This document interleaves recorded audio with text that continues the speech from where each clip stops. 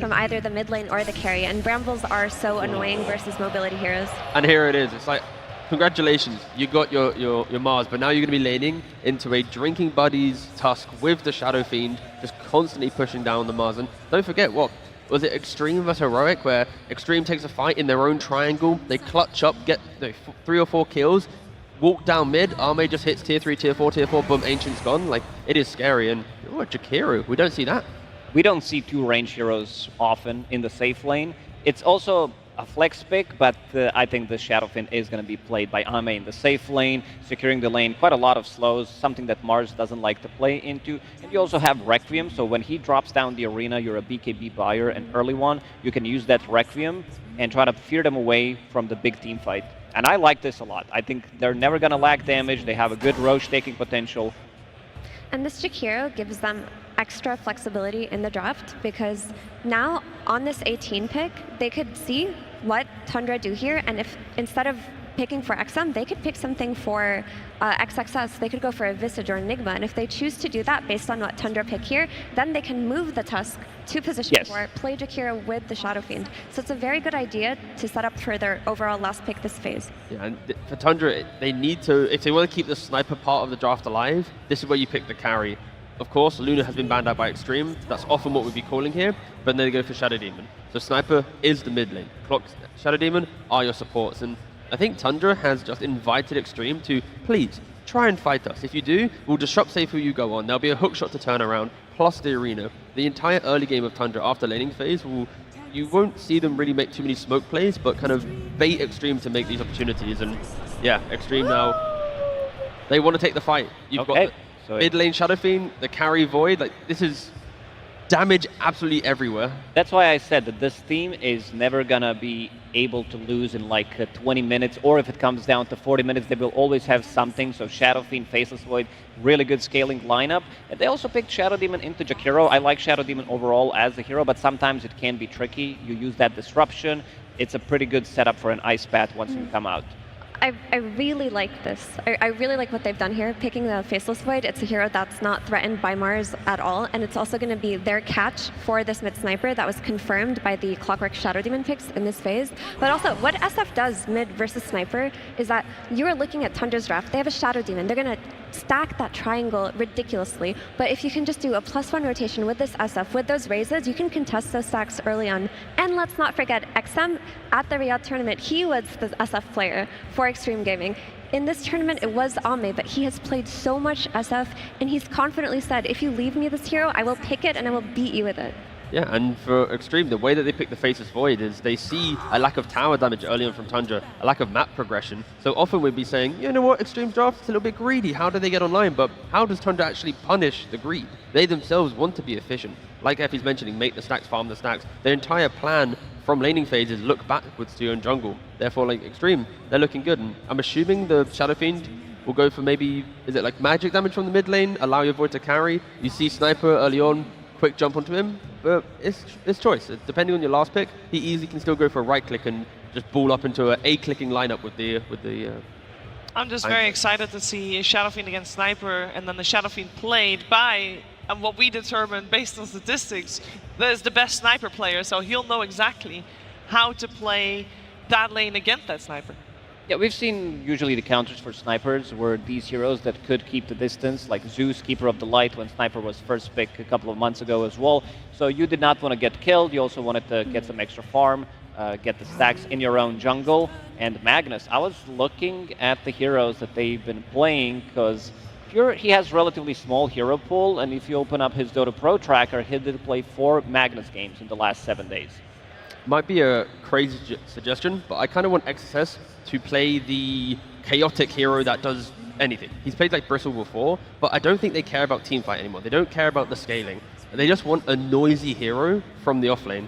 So potentially throw him on like a Bristle, throw him on a hero that can just, farm up the early stacks, because Void can't farm the Ancient. Shadow Fiend also doesn't really, I mean he can, but I feel like an early stack taker on Xtreme, plus map playing hero, soak up the initiation of the Mars, and then give free entry to the fight with the Void of the Shadow Fiend. That's kind of like the archetype of the offlane I'm looking for.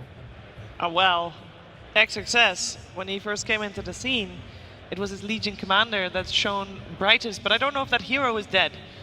It's pretty dead. Oh, too bad. It would be really nice. I mean, if you're talking about noise, we just saw a Timber Saw go overall forgotten in a draft and do Sure, a lot of yeah. damage in that last pick. But no, yeah, like Bristleback for me sounds really exciting. It also adds goo to amp the tag team, the Drinking Buddies, the Shadow Fiend with the Void. Like, I think it adds the extra layer of complexity of how do you even beat it. And then same thing, I think Timber, sure, can work really well. But I think Kunkka, if Kunkka's still available, right? Something cheap could be really good, something that buys auras, because you have Shadow Fiend, Faceless Void. I don't want to see something super greedy. I think it needs to be something that comes online relatively early on. And the reason why I like it so much is we've seen how good it is against the Mars in certain situations. Ooh, Okay, second wow. Lycan of the tournament. Aurora yesterday, they did bring it up one time, and it looked good. It looked much better than expected with the Wolf facet. Oh, we got some animals coming out here. The wolf versus the bear. I don't Pure know which one I lone. like more. Like, Xtreme, the Lycan, it's really exciting when you have the Wolf facet, finding the Shadow Demon, constantly scouting with the wolves, the little roots. It's so obnoxious to play against. And Tundra, it's like, they do not want to get to mid to late game against Xtreme's lineup. They do not want them to have 2 to 3 items on their cores, so they go for a Lone Druid. They want to try and break that off lane, prevent Lycan from having a good time. And I have a couple of notes. I think that Lycan yesterday when Jabs played it versus Xtreme completely made Sniper's game difficult in the early game, so that last pick is great for them. As for the Lone Druid, it can pose problems, but Xtreme Gaming have beat Lone Druid before in games where Lone Druid has stomped them in the early game. Once, back when they were on the Yaz array with the triple X's, they were playing versus Gaming Gladiators. Ace was completely crushing them with Lone Druid. They made the comeback and they beat him. In this tournament, they did the same thing. They beat a Lone Druid during the group stages. So if I have faith in a team to beat that hero, it is Xtreme Gaming. Both teams stole a pick, like these crazy picks from the teams that they played against yesterday. So now we have Lycan against Lone Druid, and they're going to use it to their own advantage. Xtreme Gaming, it is greedy. This is Faceless Void, Lycan. Lycan, even though he comes online relatively early on, you still have Shadow Fiend on your team. Not a lot of setup in terms of how they're going to play the fights early on. So Ame, we've seen him being very active, so time zone. This is what I want to see again, where he jumps into a fight, slows them down, leashes them, and then go from there. massive timer for Tundra. They need to win early. Yes. The later this game goes, Xtreme has the entire late game. So if you're a Tundra fan, 30 minutes on the clock, get it going. If they haven't won by then, it's going to be real difficult. Okay, let's see what's going to happen in this first game of this best of 3 in the lower bracket. Before we head to that game, though, we're first going to check in with Coach Maps, who's talking to Tsunami. Thank you very much. I am joined by Maps, coach of Xtreme, and Helen will be helping me translate because I wanted to know about how the meta has evolved. We are now on the second to last day of this event, but we've been going through the road all this time. How has the strategies, the hero picks changed over all these days? 这个比赛也打了那么多天了，我们想问一下，你对整个战术上的大趋势有什么改变？有什么看法呢？就可能大家更注重线上，然后各个队每个队都有自己喜欢玩的东西，然后去针对嘛。I think that everyone prioritizes lanes, and every team has their own specialties, heroes that they love to play. So it's around that. Well, on the topic of specialty heroes, I'm also wondering, how do you as a coach prepare for a player like Thompson, who has like an endless wealth? He can play basically any hero under the sun mid. What do you do to deal with that? 就说到喜欢打的英雄，我们想问一下，你对于对手有那么一位选手 Thompson， 游戏里面可选的英雄他都有可能玩，去怎么针对他呢？首先他是一个英雄是非常广的选手，就也没有特意去针对他吧，只是让他的节奏可以缓和一点。我们也能猜到他可能是个火枪手，所以选了个狼人，就昨天欧罗拉教我们的嘛。So Thompson has a super wide hero pool. He can play anything, and we did expect that he would play sniper. Ooh. But we took out something of our own. We picked Lycan that we learned from Aurora yesterday. All right then, I love the creativity. Maps, best of luck in this game number 1 as we send it to our casters. The uncrowned Prince of China still awaits a coronation that has already been denied twice. This time, standing in his way is a Royal Road Regent, looking to add a third Aegis to his armory. It's Ame versus Thompson, Xtreme versus Tundra. It's China versus Europe, Avery.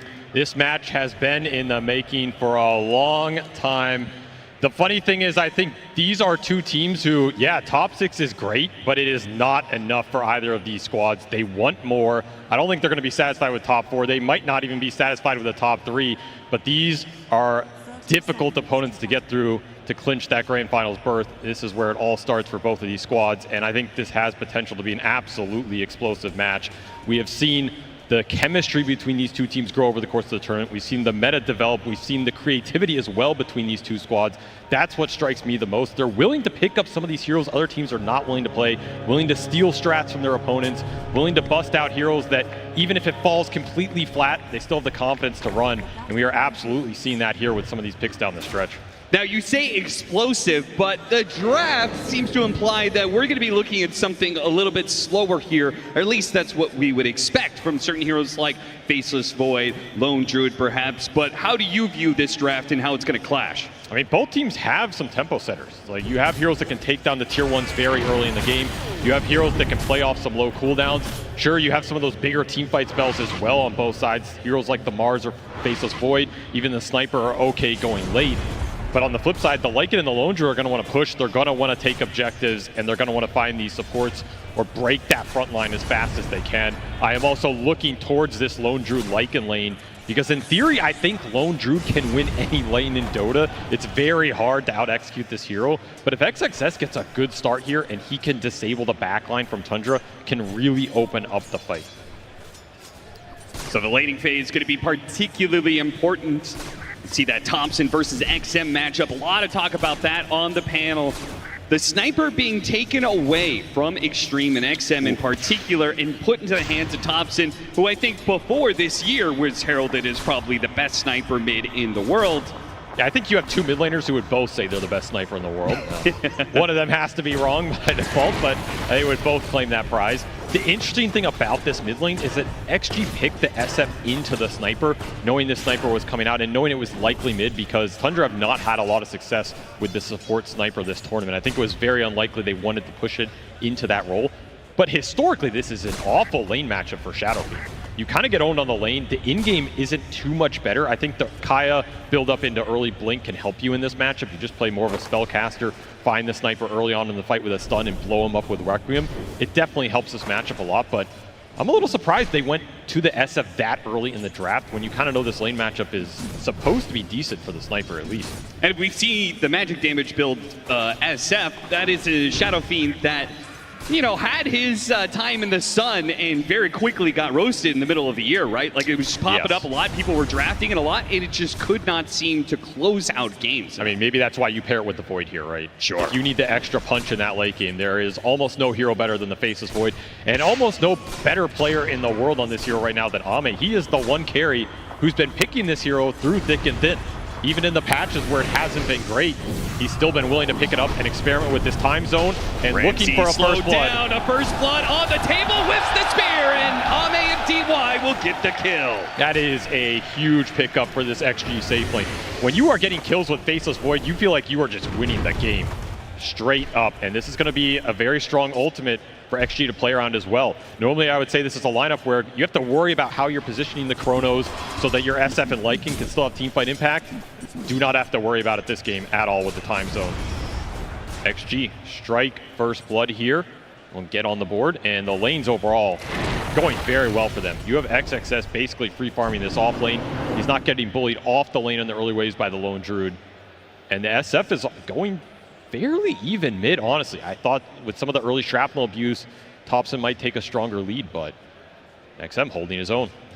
They've got an interesting bit of synergy. I was taking a look at some of the facets there, and Jakiro no longer opting for the ice facet that everybody was going throughout the year. That was pretty much like, it was overpowered, let's be clear. It needed to be nerfed. Now opting for the liquid fire in this place, combined with the time zone and even the Alpha Wolves, we've got some kind of synergy between just anti-attack speed. Yep. Right? They're going to be throwing this bear could have a very hard time getting hits in these team fights. I think XG are very happy with how this Jakiro pick developed into Tundra's lineup, because this used to be one of the old school counters to Lone Druid in general.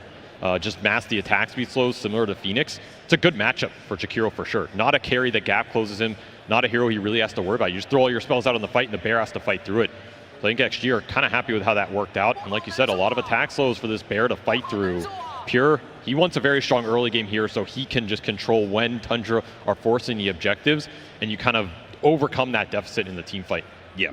And then on the other side, another interesting facet that our observer was pointing out, we've got hookup for the Clockwork. So we've seen this here and there. It sometimes feel like maybe it's less about the hookup and more about just having smaller cogs in certain matchups. But do you think this is something he's actually going to use defensively for this sniper and this lone druid hero? Yeah, I mean, when your team gets time zoned, you hook shot in and they get a bunch of armor and then you're stuck there too. So right, perfect synergy good. you're looking for. I think the armor can be nice in the late game. It's nice for the bear. I don't know if you can hook shot the bear or you really want to, but hey, if the bear blocks you, then I guess it works out either way. Yeah, this combination of all these AoE disables that they have, I do question whether or not the Clockwork wants to stack hero on top of heroes between Time Zone, Ice Path, Macro Pyre, SF ults. Yes, you know, it's a lot. It's a lot. It's a lot of team fight. I'm also looking towards this Shadow Demon. It's been a very influential hero this tournament. Soxa is one of the best players on this hero in the world. And I'm more looking towards the cleanse. Like, I feel like at a certain point in this game, you almost want to throw the cleanse on the bear to help him out. Just debuff a lot of those attack speeds, those we were talking about, and help him output the damage that you need. This Lone Druid Faceless Void matchup can get scary if the Lone Druid gets out of control. He just starts barreling down your objectives. If you mess up one time zone fight, suddenly Pure has 2 minutes where he doesn't have to worry about a team fight. He's going to take Roshan, he's going to take your buildings, he's going to farm the map. This is not a game where XG can idly throw out these ultimates and just say, okay, like we got a random support kill for our big ults, we're happy with that. Tundra are going to be able to take a lot off the map during that period. Touching on the Shadow Demon, you like the cleanse for this game, but why has this hero been so popular and so successful in this meta? He's a very good stacker. I think his laning got improved a lot, and I think he's really nice with the frontline heroes that have developed in this tournament. Heroes like the Sand King or whatever, you go in, your spells are doing massive damage. If you commit on the Sand King, Disruption bails him out while his spells are still running. Some of these combinations like that are really obnoxious to teamfight into, and of course, I mean, Shadow Demon, his scale is monstrous. You go into the late game with this hero, he always has tools he can build into. He's a hard save, he's a hard BKB piercing disable. It's pretty hard to go wrong with that toolkit. Yeah, and in this case, you've got some very clear backline you want to be able to save between the sniper and the Lone Druid hero. Absolutely. And especially the Lone Druid hero, right? Putting that, if they try and go on the hero, you put him under the disruption, the bear is still, you know, swinging on you during that time. Though I will say, if you have to disrupt the Lone Druid, you might be in a bit more trouble than you bargained for, because that hero, in theory, should not need a disruption. And could just set up for something like a Shadow Fiend ultimate in certain points of the game. Shinkyu barely able to get away from the bear, throws back a little shard, bit of pressure coming out from Tundra. Tundra winning this laning phase for sure, and we're starting to see that gap open up a little bit more on mid. 14 denies for the sniper, denying some of that experience out from the SF in the one-on-one. In fact, XM just forced into the jungle early, getting a little bit of some stacks going for himself. Not too sad about this, but this is kind of the downside of that SF pick into the sniper. You're giving Thompson a very good laning phase here. He's going to have very high solo experience on the map, and if he can get involved in some early skirmishes or make rotations, this is a hero. I think XM might be the best sniper in the world, but I think Thompson is the best at using this hero in the early game, especially if he starts that snowball and he has supports that can play around him. So we'll see how many resources XG decide to put into stopping this sniper around the map. As we've already seen him just rotate the bottom, has an observer ward as well. This is a strong rotation. Do not know if XXS is ready for this at all. Yeah, they saw some of this coming. They're going to pop the glyph to try and keep XX close by. They got him inside the cogs. A guaranteed kill for Tundra. And some pressure on that off-lane tower. Tundra. 6 minutes, though, coming up the clock. So maybe you sacrifice the power rune with this move, but no. Soxa wins the 50-50 anyway. And is going to output some free damage on this SF as his mana pool climbs back up. Very clean rotation here from Tundra, getting the sniper involved early. Now, the big question mark here is, do you rotate back to bottom again to try and kill this Lycan one more time on the TPN and look for the 7-minute Wisdom Rune? That would be some huge rotation potential in the next minute here.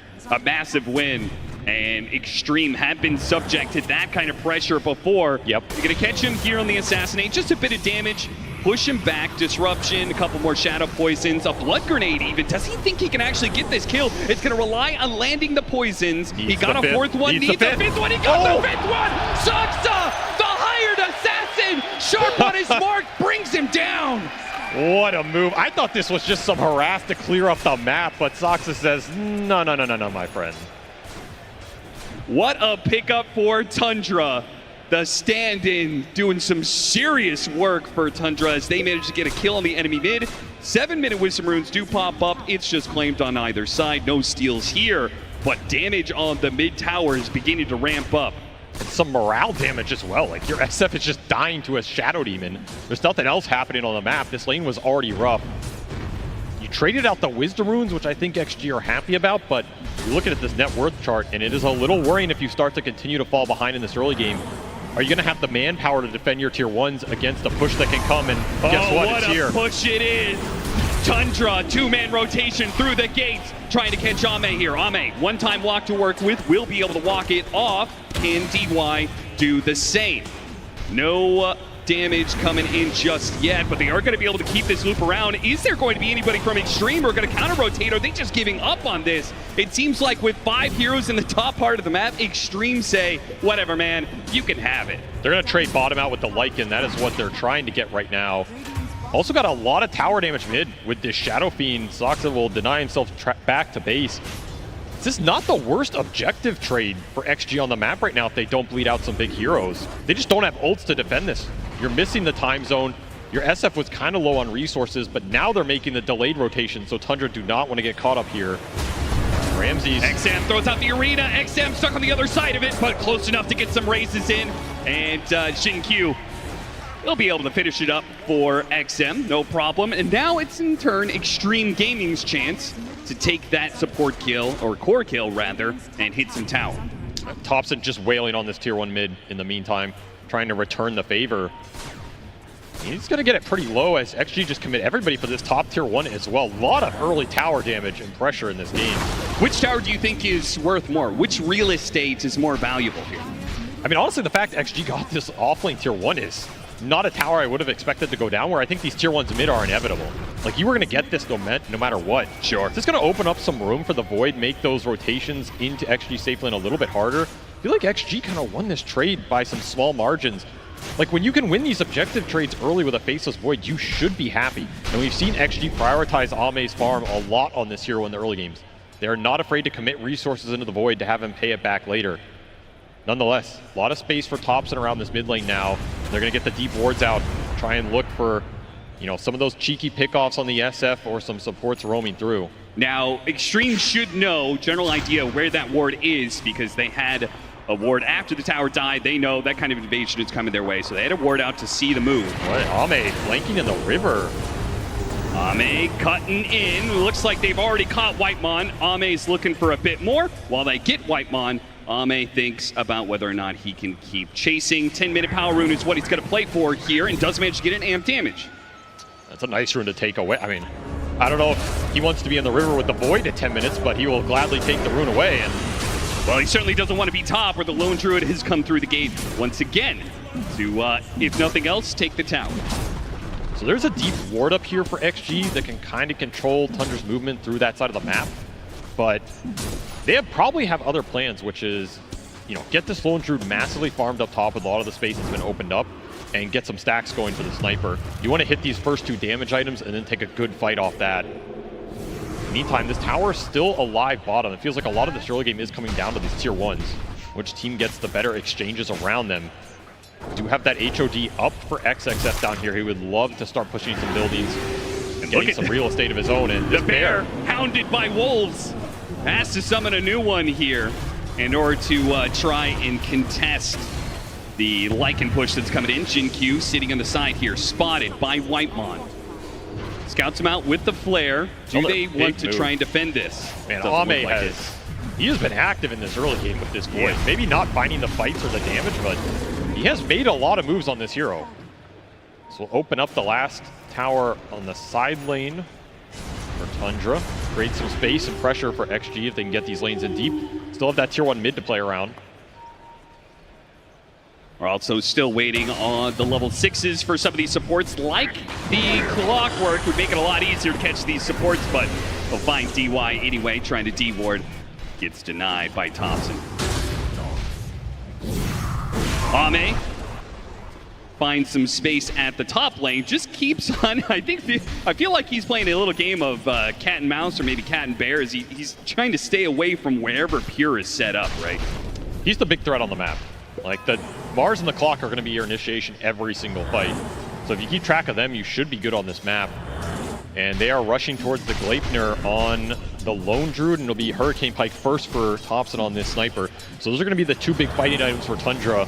Would not be surprised if they force an earlier Roshan than maybe XG are ready for in this game, particularly if some of the ults get thrown out. We've yet to see a time zone in this game, yet to really see a Requiem. Do have to blink first on XM's SF as well. So this really shows you he wants to try and abuse some of the aspects of this SF sniper matchup as much as he can, find some of those early kills, put it to use. Still a very even game across the board. Yeah, Tundra just getting a 2,000 net worth lead, nothing major. A large part of that probably due to the tower advantage that they hold. Should keep in mind some of this minus armor synergy XG have as well between the Lycan and the SF. It's a pretty deadly combination for supports. If you ever just get caught randomly in the fight, the wolves start eating you. You get chunked pretty fast on some of these low armor heroes. Yeah. If I'm Tundra, I won an AC at some point in this game. I would not mind a Shivas as well. Super valuable item versus these three right-clicking through. Great target to be able to find. Got him on the other side of the shards, and then no! Couldn't get off the Requiem. Ramsey's interrupt. He will not get it off. Will not get it off. Denied for the full swing of Tundra as they turn that gank around. Beautiful play from Ramses. Absolutely reading the map, backing up the vulnerable hero in this Thompson sniper and protecting him in this early game, and you get a big reward for 2 kills plus that SF going down, losing some souls. That was the blink move into the Requiem that you wanted to work, and you never even got there. And these are the types of misplays that if you get baited into these plays as XG, you lose some heroes, your towers and your map space is going to start to fall very fast to the Lone Druid. Oh yeah, every fight that you lose, every gank that goes wrong, I feel like you're going to see the exact same scenario, which is Pure and his bear immediately hitting some sort of objective. They look to protect their Wisdom Rune instead of finishing off that tower, which is an interesting idea of priorities there. Did get the glyph. He'll trade the Wisdom Rune, force Ame back to his side of the map. It was a decent amount of space for the Faceless Void, but still an exchange Tundra are very happy with. Now a 4K net worth. Pushing towards some more fighting items. BKB on the Mars would be huge here. Especially since that save, yeah, it'll get the Hurricane Pike, which means now the Tusk is going to be way less effective against this sniper. You need this time zone now. Like, you are getting to a point where Ame has to join the fights to help you lock down these heroes and set the SF damage up. The Tusk is not good enough right now. This is also a point where XXS is pretty strong. Like, he went for an HOD into Drum, 2 early fighting items. You would like to get some skirmishes going with this Lycan, or just be able to even do Roshan right now if Tundra mess up on the map. Feels like you need kills to open that up, though. So they're going to make a smoke play, 3 of them. Not the easiest initiation for XG. Kind of just have to land a shard. And even then, like we saw on that previous gank, it's not a guaranteed kill. They will spot Whitemon. Gonna try and go for him. He defends himself, misses up. Found the sniper. They go for it, hold the snowball over the top of all these heroes. It doesn't actually stun anybody in time, so XM completely whiffs the Requiem. Just a shy bit of damage there. And Xtreme will have to turn suit and get on out of here. Another failed play for them. Does this mean Tundra is going to get aggressive again? Does that mean they're going to try and take another objective? They immediately 3-man smoke up and see what they can find. Going straight into the triangle. Aggressive play, but they know there's no Lycan ult, no Requiem. And XG are likely going to split up on the map, so this should be a clean pickoff of whoever they find.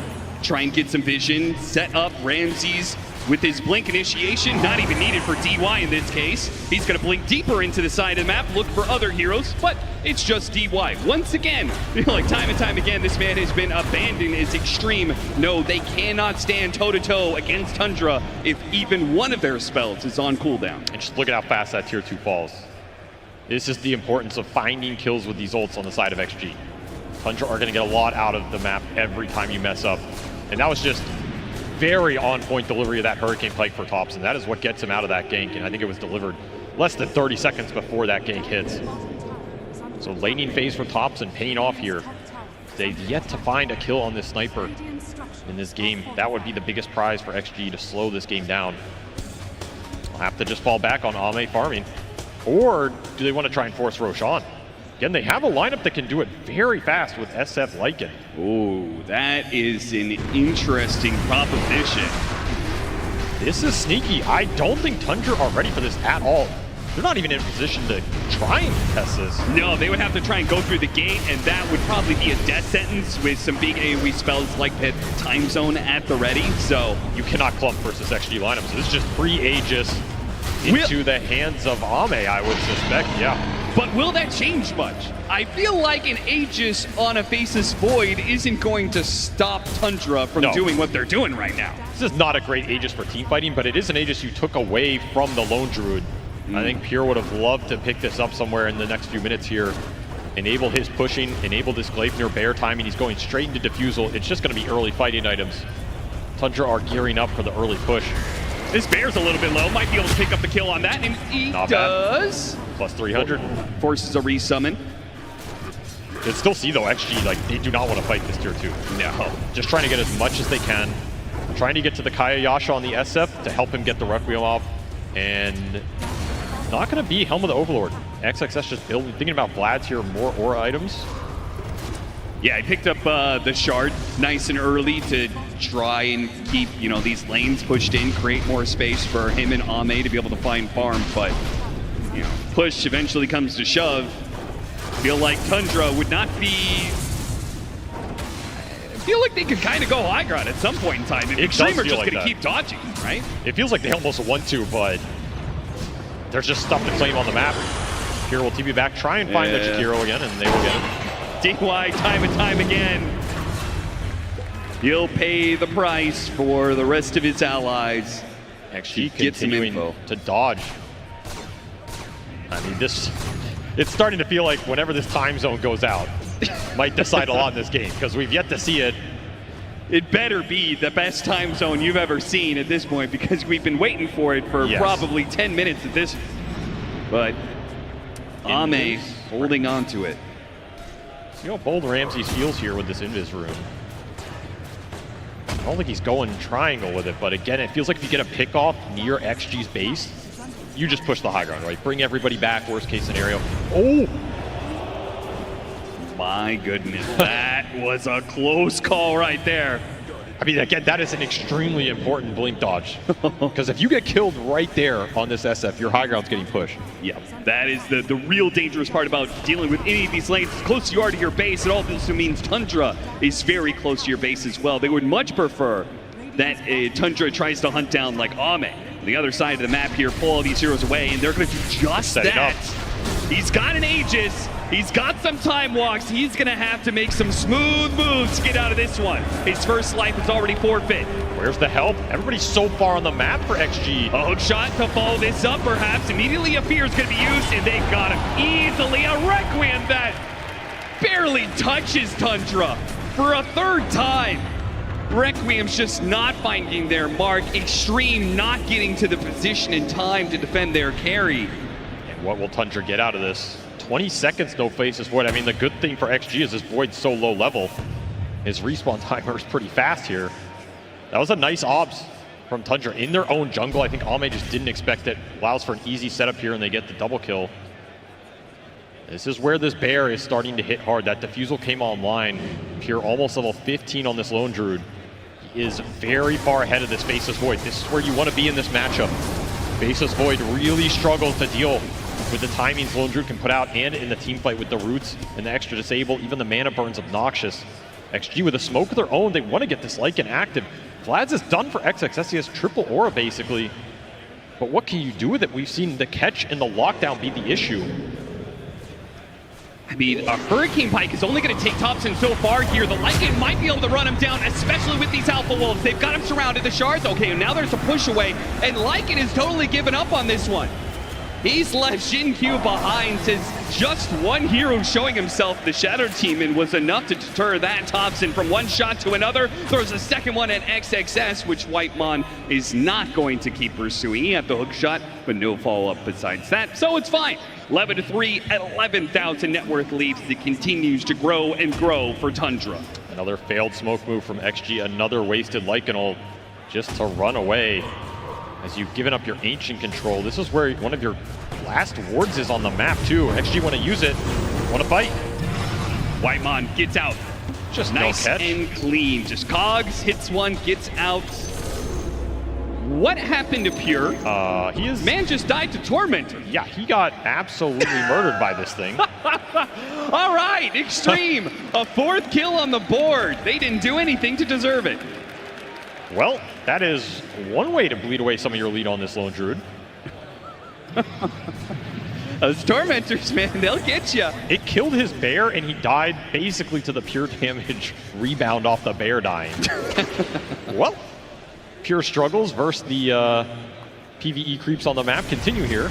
And fitting that, you know, with BB Team out of the tournament, somebody else has to take up the mantle of the Tormentor. Did it for the boys out there. Though I will say, this is a big death. It's a lot of breathing room for XG right now. In a game they were struggling to find some opening. He's going back for round 2. Okay. All right. I'm just saying, my man, if this one doesn't work, we got to go back and do some math here. Though the fight is breaking out bottom. XM gone. Congrats on your Tormentor. Ramses, meanwhile, he'll win some fights for you. A BKB arena that catches 2. These tag team ganks for XG have not worked out at all. No. Ramses, he's just read them too well. He's in the right place every time. And his SF with no BKB just can't do anything in that sort of engagement. I do call into question the wisdom of going for 2-man ganks in the first place when I feel like we've seen Tundra willing to move 3 or 4 heroes around the map together. Yep. It just hasn't worked. They're continuing to try and get it to work because they just don't want to bring their farmers into these moves, because then if they go wrong, you're really screwed. You're currently falling behind as XG, but you do have a chance to contest this next Roshan. You're going to not have the SF BKB, though. That's the big missing component here. Yeah. And probably where it went wrong there in that arena fight. So, 11,000 down to 8K after an unfortunate death from Pure, but back up to 11K, recovered by Ramses and crew. And look at this itemization on Thompson. This is a TI throwback right here, a Diffusal on a hero that I don't know if XG expected here. Double Diffusal Blade out for Tundra in this match, trying to remove the Faceless Void's mana. And also just giving them a counter to Time Zone, right? And when they get the upgrade, they'll be able to just whoo. Disperser, super value in this match. And a Boots of Bearing as a 3rd counter to it as well. Potentially Xin-Q trying to buy himself a little bit of time here. That's all he will do. Time. It's the only resources he has, no HP to work with. Feels like by the time you see a Time Zone in this game, you're already going to have the itemization counters to it. Yes. You're running out of time here if you are XG. And the bear has met your base. The Disperser's already done for Pure. So there's one of your answers online. Glyph already down as well. That's an early Glyph. Door is open for Tundra right now. Where's the Xtreme giving this up? All 3 different heroes out on the map right now. Finally, one of them comes back into Jakiro. Backdoor protection is up. They're getting cut right now. Yeah, that's what's happening. Lycan managed to get the next wave in. So Tundra did what damage they could. And then, no, they have to call it quits. The Alpha Wolves come out to play. Very heads-up move from XXS to stop this push that I don't think XG felt like they were going to win that fight head-on. This is a game of bend, don't break, continue to stall, try and get to the BKBs on the Void and the SF here. You can take that one good fight and come back in this game. That's all XG need. But Tundra are continuing to build a lead. Soxa getting messed up by these Wolves, man. These are no joke. Yeah, that hamstring ability that the Alpha Wolves has can be deadly, but the Solar Crest goes a very long ways in protecting him, both with the extra barrier and the extra armor. It's just side lanes. I mean, that is all XG are playing for right now. Get these 2 side lanes in as deep as possible. That Lycan Shard helps. Someone always has to come back from Tundra, then you can look for an opening, stalls the push. However, the second Disperser online for this Sniper. There go the Wolves again. Another push is coming down mid, and the Wolves are trying to push out. One on the left side of the mid lane, one on the right side. One of the Wolves is already dead. The other one might still be able to cut the next wave coming in. This is a catapult. XG cannot prevent the backdoor going down here. Thompson just laying into it from the low ground. I mean, are you going to take this fight or just give up the racks to try and get to your BKBs? It almost feels like you just want to give this up.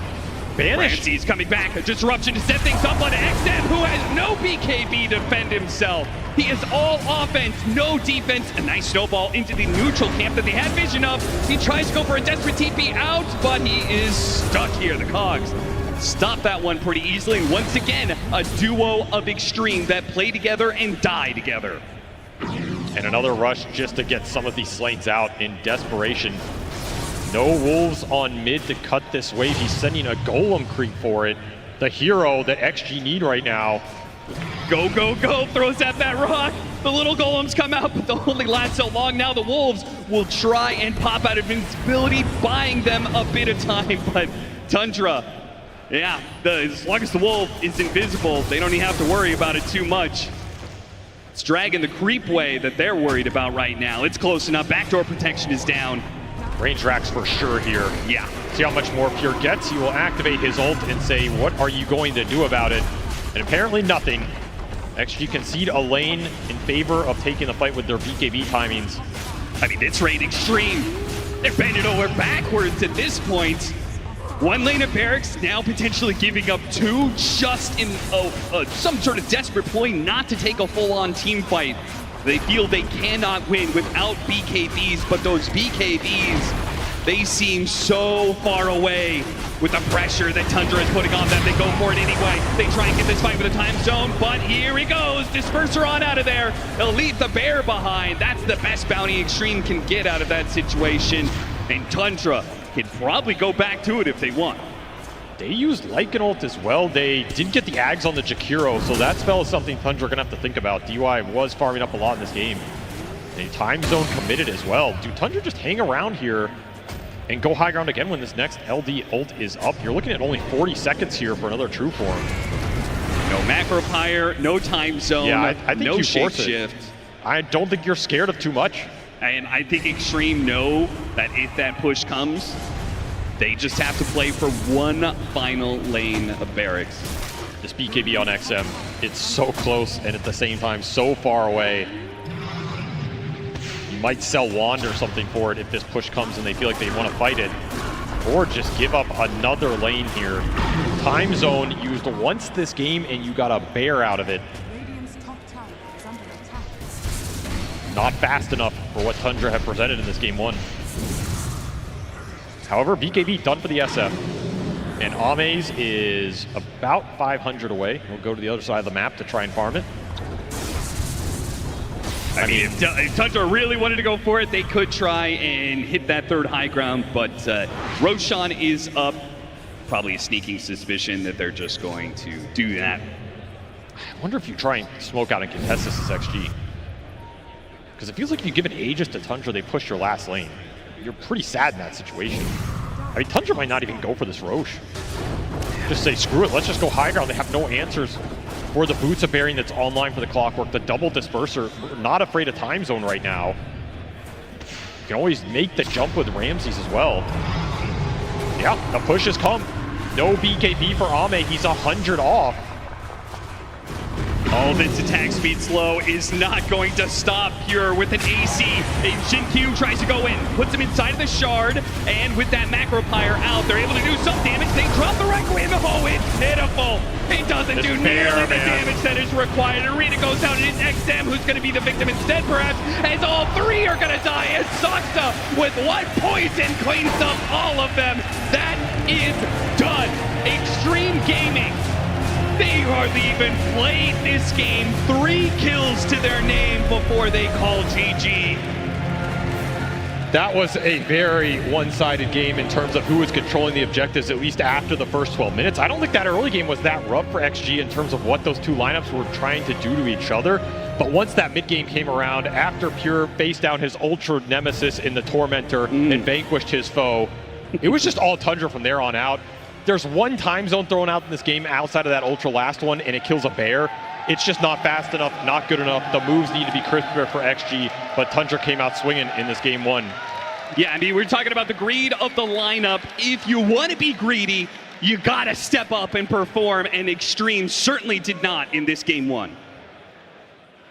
They did not, and that means they are going to a second game, being 1 game down in this lower bracket series, which is a very tense series. Winner will continue on to be top 4. I'm joined by Lacoste, Effie, and Tigov, and we ended the panel saying, well, it might be a little bit too greedy, and T, I know you said Tundra's on the clock. They delivered hard. Yeah, they just autopilot throughout the game, and I gotta say for Xtreme, this is an extremely weak showing. You know, if you're trying to get yourself further throughout the low bracket, maybe to the grand finals tomorrow, you can't be playing like this. Like XM on the Shadow Theme, he gets a quick blink dagger, yet to see a Requiem really connect in the early game. Jinkyu moving around the map, again not connecting. Lycan wasn't really able to make a statement, finish the game 0-1-3, and like Arma in the Void. We never got to see the time zone. Like the entire early game was like just, yeah, it was awful.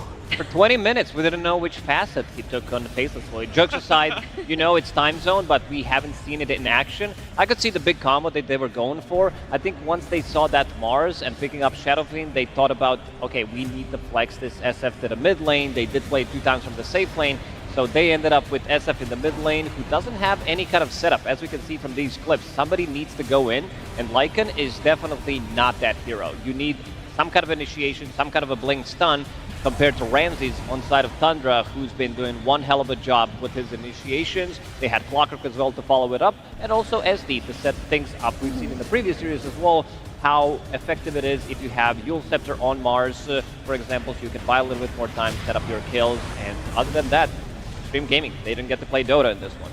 I think the SD that you mentioned, Lacoste, is a big reason why Xtreme had such a bad showing this game, is that Saksa really handled XM. Not only is it not the easiest matchup versus Sniper, but you're depending on your ability to invade his jungle, to take your stacks, to get back into the game, then surprise the Sniper with a Tusk gank. Then we had Saksa on the Shadow Demon, rune securing, taking that regen rune, applying extra damage, following him around with the Shadow Poison, getting a solo kill on the enemy SF, making it so that XM is always playing recovery this game. And because your SF is